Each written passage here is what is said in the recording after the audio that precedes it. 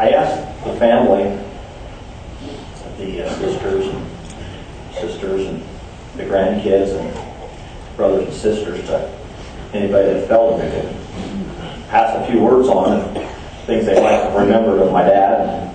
And I hope you'll indulge me a little bit as I read a few of these things that have been said and by the brothers and sisters and nieces and grandchildren and so forth. And his brother Jim was not able to be here today. He lives in Colorado. But what he wanted to say is, it says, Brother Bill, leader of pack, lover of life, lover of family, lover of wife, lover of in-laws, lover of outlaws, lover of church and friends. How many tears can two eyes cry? I'll see you on the far side. Thanks of Jordan. From his brother Jim. His sister Deanne, unfortunately, and you know, time is tough, and so you don't know what's happening, and so you make plans, and they plan for a cruise, and they pay for it, and well, happenstance, and so she was not able to be here today, but she sent some very good memories, and I just would like to read a few that she had. And her first comments were, my brother Bill was a good man. Not a perfect man, but a good man. He had a good heart. He was loyal and steadfast and honest in his dealings. He was my first hero. He was 2.5 years old when I was born. He was very proud of his new baby sister and wanted to hold her and help his mommy take care of her. One morning when the baby sister was about 2 months old, his mother, noticing his absence, went looking for him to see what was up. She entered the bedroom to find him holding his baby sister, whom he had taken from the crib. As he spied his mother entering the room, he was greeted with his joyous and happy and also proud voice. Look, Mommy, I get baby for you. His mother, with a careful approach and gentle voice, said, what a sweet boy you are, and carefully took the sister into her arms. He's so proud of his accomplishment at getting her out of the crib.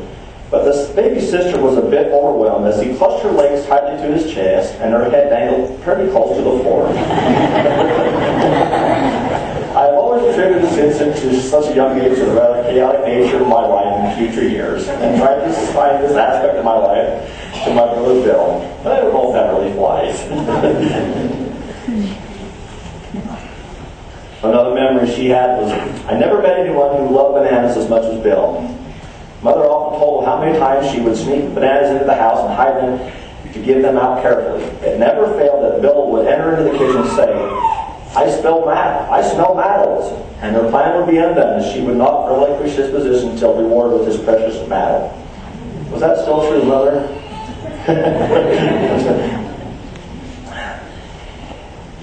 She relates incidents when they lived in California, and they was at a law, and it was at the end of the street. And it was there was a fence that separated them from the end of the street. And it was literally the end of the street. Behind them was stinging nettle, cactus. It was quite, it was desert. And they was told never to leave that yard. Well, there was, as is normal, if you're a kid, and I was a kid, I remember there's a hole in the fence like a cow. You can find a hole in the fence somewhere. They found a hole, and they wandered off. Dad and his sister, and they went to an old dump. And they was gone. They didn't think it was that long.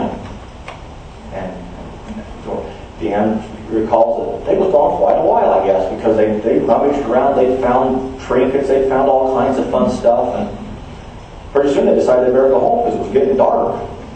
And so they wasn't really sure where they was going, but she trusted my dad. And Dad found the way, but they also heard their mother calling for her. And it had been many, many hours, and people were looking for them. But she always said, I trusted Bill, because he got me back home again. Her last memory was that a few years ago he called me and told me he had made a decision and taken the discussions with the missionaries and had baptized a member of the Church of Jesus Christ of Latter-day Saints.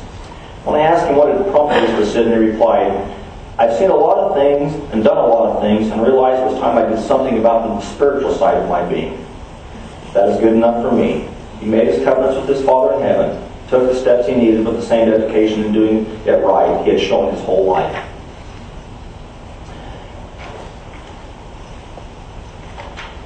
That was your sister Deanne and Emily. I'd like to read a few things.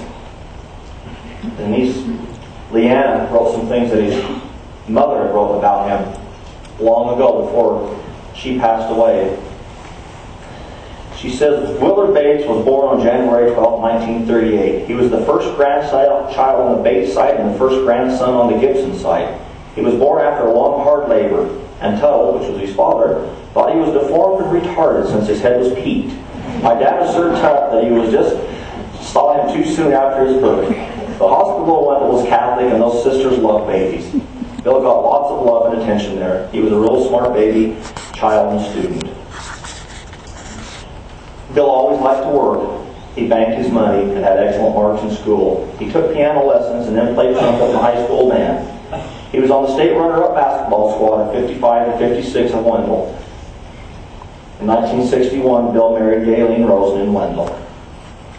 And that was his memories from his mother of my dad. He had a niece, Leanna, and she lives on the East Coast. And my dad collected coins, quarters. He had pennies. He had all kinds of coins. He just loved. It was something he liked to do. Well, you know, if you live on one part of the nation or the other, it's easier to get some coins than others. So they spent a lot of time sending this little box back and forth across the country with coins from this area and coins from that area, back and forth. And his niece, Leanna, says, "It is a testament to the enduring quality of a person's character that I saw Uncle Bill so few times over my lifetime that I should have such a sense of appreciation, not for what was lacking in the amount of time I saw him, but for what existed. The simple things, however few, that left me with a lasting impression of a person who mattered in this world, because he made everyone else feel like they mattered in this world. There is no doubt in my mind that the empty space he leaves behind will be felt profoundly by everyone who knew him. And I wish for everyone that the sum of all good memories he leaves lifts everyone's spirits high enough to get them through those moments of missing him so dearly." I asked my sisters and others to write a few things, and as is with me, it's hard to put thoughts from here down to here. I don't know where they go, but that's just somewhere they lead. But my sister Tara sent a few things, and these are the things that reminded her of her dad. The smell of chlorine hostess blackberry fruit pies at Branberry's. Maple bars and bear calls at the Pink Bakery on the way to go fishing. He'd wade back halfway out the river to put worms on my hook, even if I lost them, as soon as he got back to his spot, over and over and over again. Ice cream or oranges after dinner. Chicken gizzard at Grandma's. Chocolate-covered orange sticks and gumdrops. MASH. He reminded me of Hawkeye Pierce. The smell of white, clean T-shirts. I thought it was cool how he polished his glasses while he drove with his forearms. He taught me how to play rummy. I still don't have no idea how he always seemed to know what cards were in his opponent's hands. His amazing ability to play instruments, the musical saw. Never met anyone that's even heard of it, let alone be able to play it, or give his daughter the endless and more than likely obnoxious opportunity to try it. Piano, accordion, he just played. Without notes in front of me, he just played. And I loved it when he did.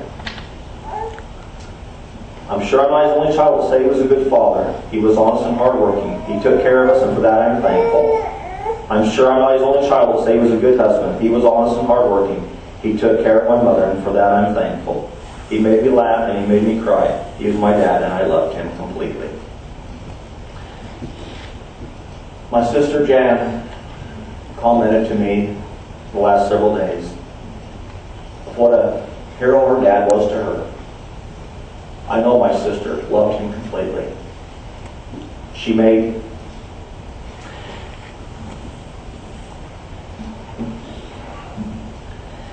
my dad cared for my sisters deeply. He told me very often in these final times to take care of my sisters and my mom. My sister Jan talked about how he always was there for her, always did things for her, always just that close, a phone call away.